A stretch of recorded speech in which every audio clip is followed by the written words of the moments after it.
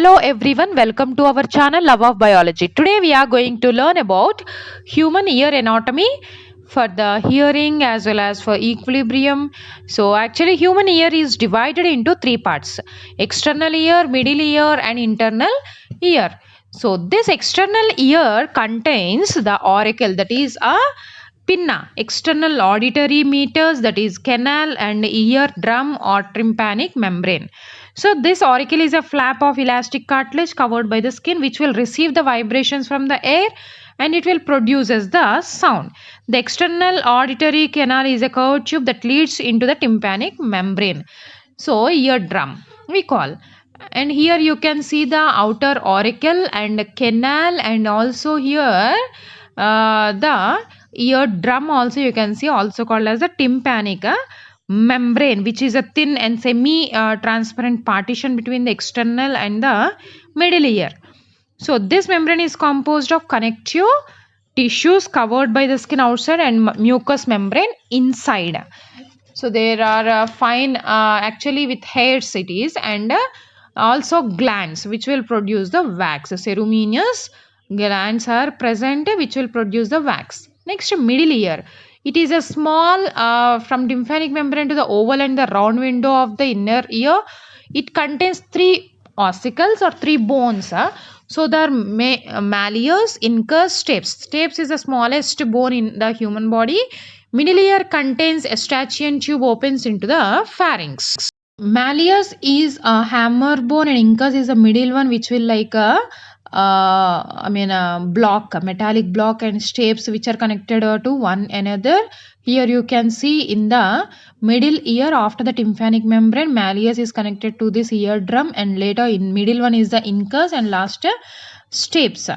So the stapes is attached to the oval window in the thin bony partition between the middle and the inner ear, so which is present, which will connect to the inner ear.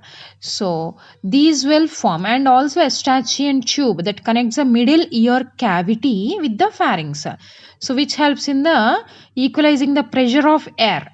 Right, next, internal ear. It is a fluid field and called labyrinth. It is divided into bony and membranous labyrinth. Bony labyrinth contains a cochlea, vestibule, and three semicircular canals are present. So these are cochlea is actually it is a coiled structure which is dividing into three portions. So coiled three tubes in one. So here you can see the cochlea, the spiral coiled structure tube. So next which is a fluid filled one. So with the three semicircular canals and vestibule all form the inner ear. So here you can see the three regions: scala vestibuli, scala media and scala tympani. So all are separated by membranes. So scala vestibule and scala media separated by Reisner's membrane, and scala media and scala tympani are separated by basilar membrane. So these are filled with perilymph.